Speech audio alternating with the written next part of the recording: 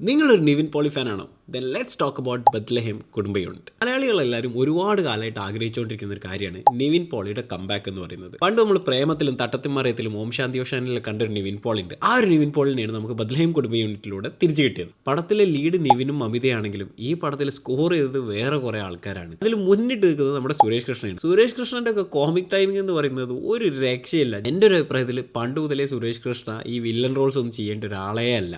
ആൾ purely കോമഡിക്ക് വേണ്ടി ഉണ്ടാക്കിയിട്ടുള്ള ഒരാളാണ്. എന്താ കോമിക് ടൈമിങ്, ഒരു രക്ഷയില്ലാത്ത വൺ ലൈനേഴ്സും അടിപൊളി റിയാക്ഷൻസ് ആണ് ആളുടെ അടുത്ത് നിന്ന് വരുന്നത്. പിന്നെ സംഗീത് പ്രേമലൂല് അമൽ ഡേവിസ് നമുക്ക് എത്രത്തോളം ഇഷ്ടപ്പെട്ടോ അതേപോലെ തന്നെ നമുക്ക് ഇഷ്ടപ്പെടും ഈ പടത്തിലെ ജോയൽ എന്നുള്ള ക്യാരക്ടറിനെ. പിന്നെ അതിൻ്റെ ഒപ്പം കട്ടക്ക് നിന്ന ഒരാളാണ് റോഷന്റെ ക്യാരക്ടർ നെയിം തന്നെ നല്ല ഇൻട്രസ്റ്റിംഗ് ആണ്.